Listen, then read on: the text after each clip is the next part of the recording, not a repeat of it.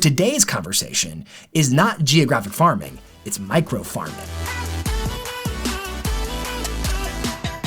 We are in a marketplace where if you're not positioning to earn and win the seller's trust to generate listings, you're going to be without listings because we know there are more agents, fewer sales, and so it's going to be competitive out there. So here's the question. How recognizable is your brand as a listing agent? Have you positioned yourself to win the mind share of your marketplace, your local marketplace? What I'm noticing in my own coaching sessions as I'm working with my coaching clients in our ecosystem here is that brand really, really matters right now. Again, this is a know, like, trust business. And if you're not establishing yourself as the clear choice listing agent, you're missing out. And when it comes to lead sources and activities that are super effective in terms of winning over the trust of the seller in a local marketplace, geographic farming is a way to go. Now, we know statistically speaking that roughly 2/3 of all listings are repeat referral business. That's predominantly, for most of you watching and listening, that's your database.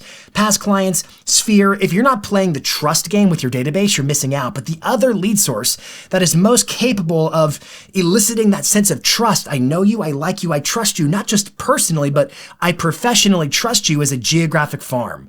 Geographic farming and database nurturing, those are two lead sources in terms of attraction-based listings. How do you attract the trust of sellers? It's geographic farming and it's database. But geographic farming can sometimes be cost prohibitive. I mean, it could be a whole zip code, for instance. That's a lot of postcards. That's a big event. That's a lot of door knocking. That's a lot of whatever marketing and prospecting strategies encompass your geographic farming plan. That could be a lot.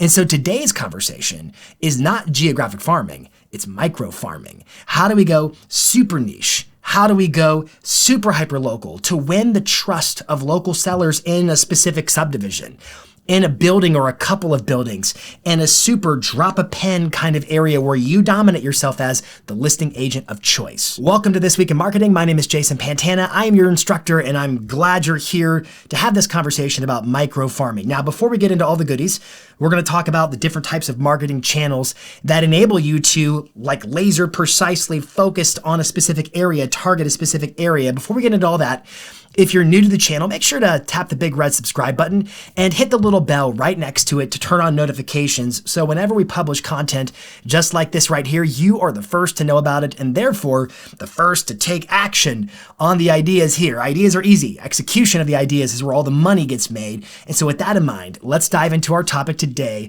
micro farming, kind of like microgreens. You get it? Let's dive in. Now, you might have picked up on the idea of dropping a pen and targeting a super tight geographic area, and you may be thinking, I didn't think we could do that anymore since the release of Meta's special ads category and Google's personalized advertising policies in the housing sector, which have a lot of limitations, and they're good limitations because they're designed to prevent discrimination in your marketing. However, with both of those, Google, Meta, one of the limitations is geographic limitations, whereby special ads category, for instance, you can't target within a 15-mile radius unless you upload what's called a customer list, whereby if you had the contact information of the homeowners in a set area, you could upload that into their advertising portal. And what would happen is it's a spreadsheet. And so Meta, for instance, is going to scan and cross-reference all of your names, email addresses, phone numbers to establish the matches from your data set compared against its user database. And then it's going to target them with your ad based upon the match of customer information. So if you have the contact information of the homeowners in a specific area that you want to target market because you're looking to establish hyperlocal relevance with the homeowners in that area, then if you have their information in a contact sheet, in a spreadsheet, then we can start targeting a super niche area. Does that make sense? I hope it does. Hey, let me grab your attention real quick. If you're looking to step up your game on social and video, with email marketing, with local SEO, whereby anybody who looks for a realtor in your local marketplace on Google finds your Google business profile, then be sure to check out our new series of courses called Marketing Pro. Marketing Pro has courses that are viewed on demand that will walk you through step-by-step how to dominate in all those areas. Social media and video, email marketing to work your list, to work your subscriber base, and then last, your local SEO through your Google business profile to create an online footprint that is unstoppable. Social, search, and subscribers. Click the link in the description for more details. Now, we have a couple of options in terms of how do we get that, and I want to sort of foreshadow that we're going to have a whole conversation, a hard talk about permission marketing.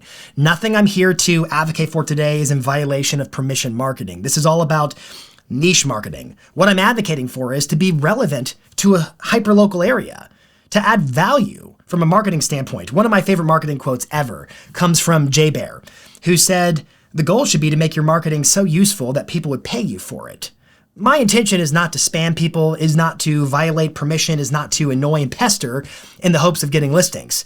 The intent here is to build your brand, to attract business, because the folks in that hyperlocal area, that micro farm, learn to know, like, and trust you. And to do that, you got to be able to make relevant content and then serve it to that exact audience for whom it is relevant. So to get the contact information, first things first, you do have the option. There are services whereby you can buy the contact information of the homeowners in specific areas. I've got no favorite tools per se, but for example, you could look into tools like Property Radar, PropStream, Coal Information, Remine, MyPlusLeads, Genie.ai. These are all services that enable you as an advertiser to purchase contact information. Again, there's this whole thing about permission marketing. I'm not saying to call, email, or do anything like that. What I am saying to you is, with that contact information, you have the ability to upload it into different advertising portals, Meta, Google, others that we'll talk about momentarily, and let those systems cross-reference these contacts with their own user contacts and then target them with your marketing. Your marketing that is so useful, people would pay you for it. Now, this term, permission marketing that I talked about, is what it sounds like. It means getting permission before you market. But that can be kind of challenging. Like, picture yourself on a job interview for an entry-level position, where it's an entry-level position and they say, this position requires prior experience. And you're like, but how? It's the first job.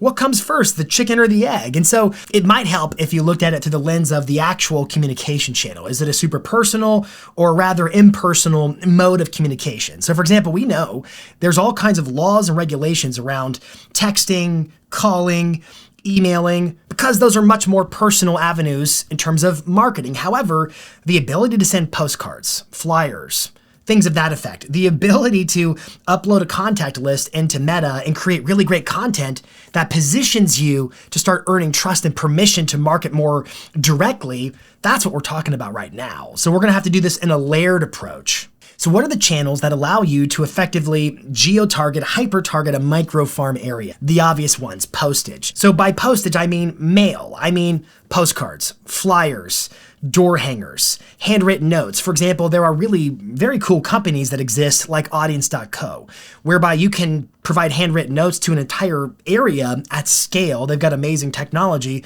So the first channel in terms of being able to reach folks at a hyper-local level is through postage. Now, another channel whereby you can target at a hyper-local level is social media, which we talked about in a paid setting. There is some organic stuff, of course. There are Facebook groups and Nextdoor and things like that at the organic level. I'm talking mostly about targeted marketing today. So social media, that means Facebook, Instagram, which is Meta. Meta owns both those companies. We're talking about Pinterest. We're talking about TikTok. We're talking about LinkedIn. All these social media platforms have the ability in their advertising portals whereby you as an advertiser can upload your contact list and it will cross-reference your contacts against its own users and show your ads to the folks for whom it establishes a match. We call those customer lists. It's what I talked about earlier. And it's not going to tell you exactly who it made a match for, but it will target them. So if you either earned or somehow purchased ethically a list, this is a great spot to do that.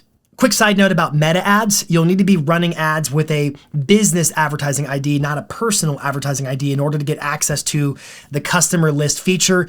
That means you might have to set up a business manager. You can Google that. We're not going to get into the whole topic of that today. If you don't know if you have a business ID or not, you probably don't.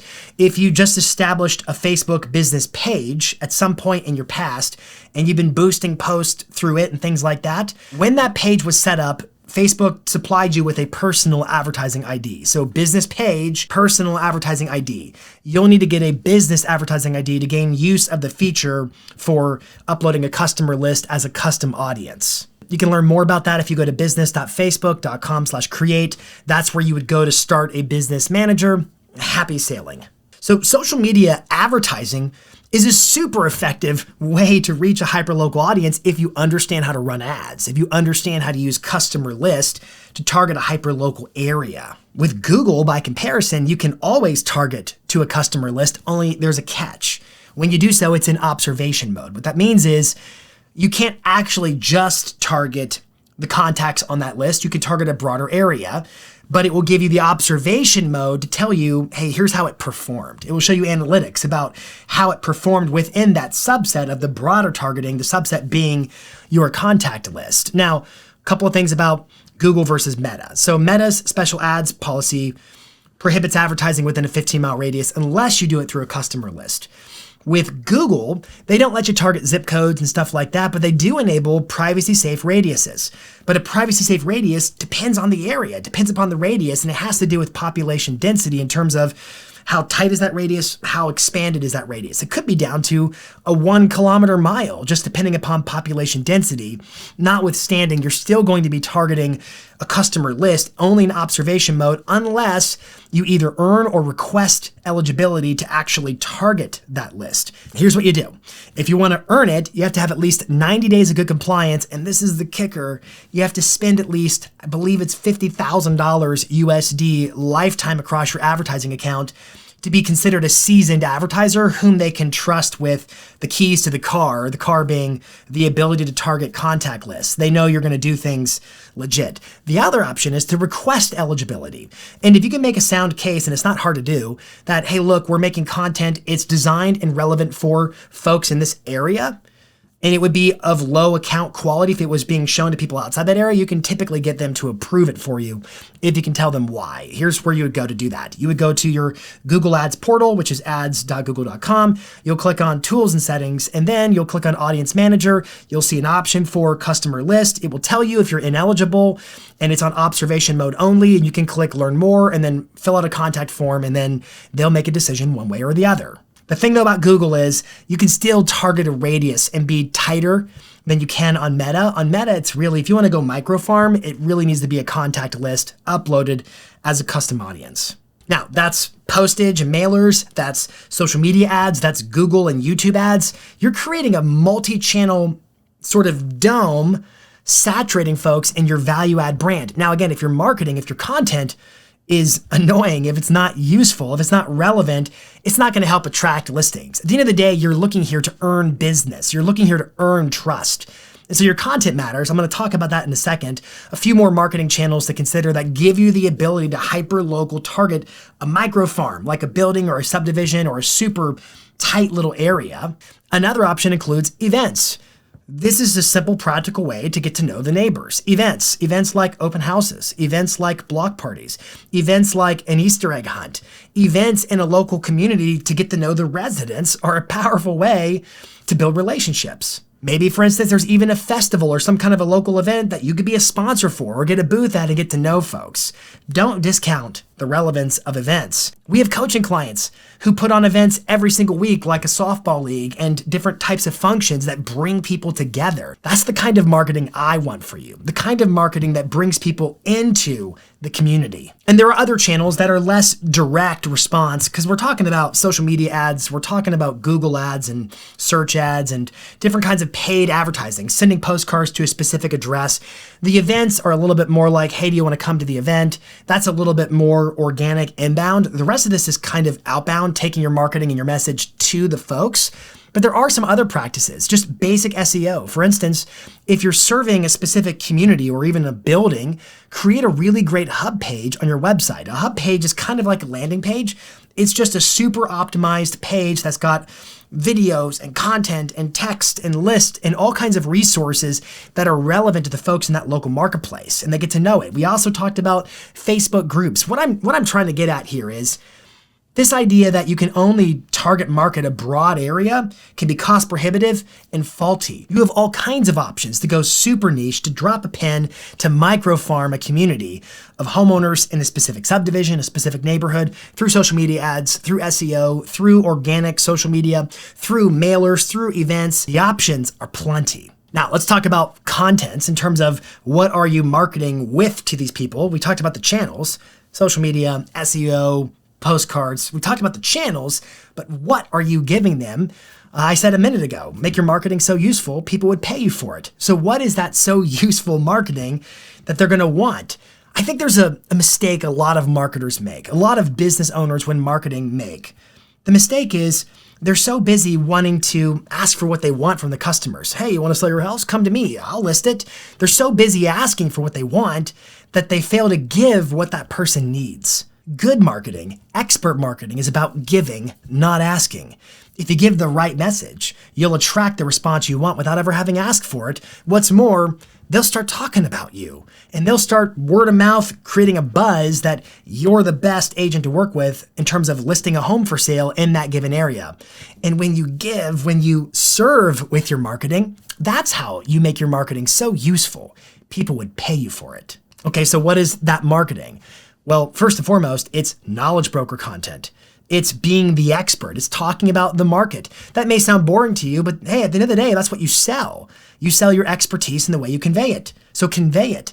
When folks say they want to list with you, they're doing so on the basis of your expertise and your experience. I'll talk about experience next, but your expertise, what an opportunity in your marketing to give away the information that positions your competence and your expertise to therefore attract and earn the right to be considered as a listing agent. Now, that may be your videos on social media that you run ads with. That may be YouTube videos that you run ads with. It may be information on postcards or flyers. It's just you being the knowledge broker. Now, in terms of additional content, you want to create a sense of social proof of experience, that you have experience that would make you qualified for the job of listing agent. So just listed, just sold, social proof content like that. And then another option could be local happenings, talking about what's going on in the community.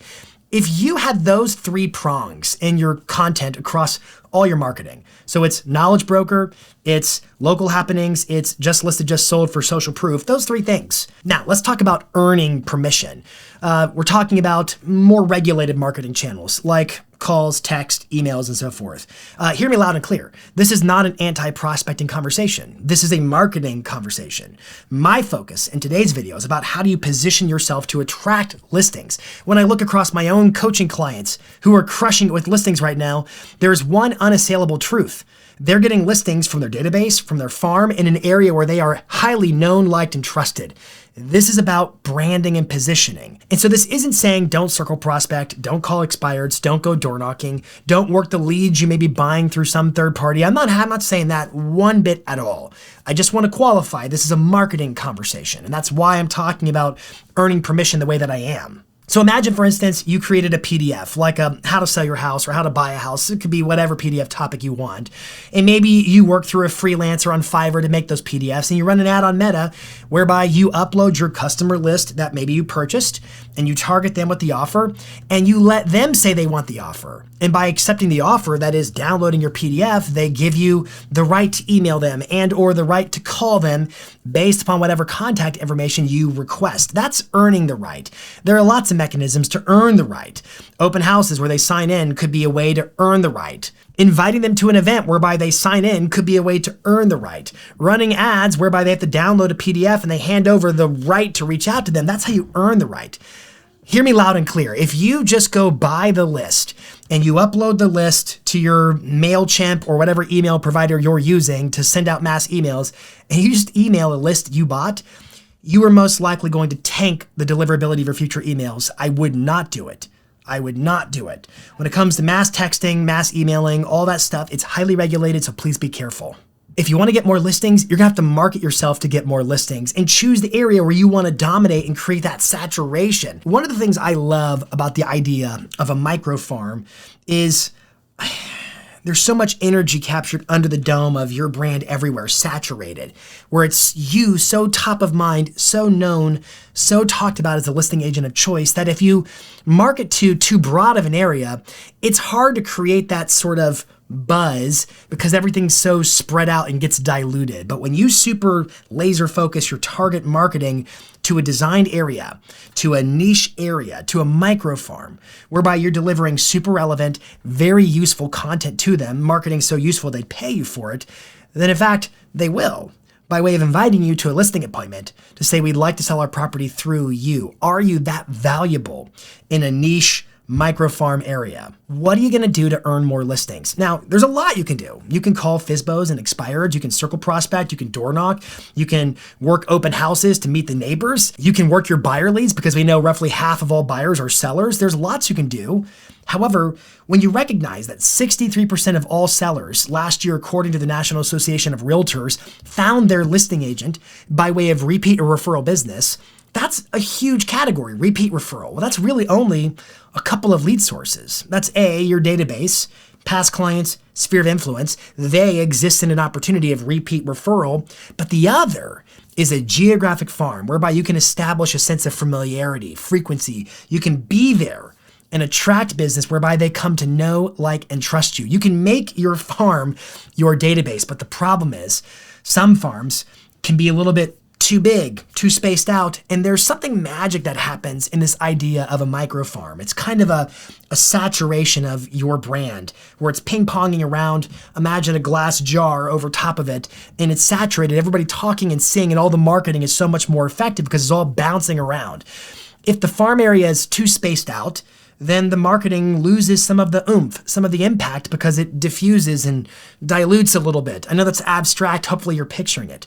But when you go super niche, it's saturation. It's top of mind awareness, whereby they're like, you got to work with so-and-so. They list everything in this area. They're the dominant agent in this area.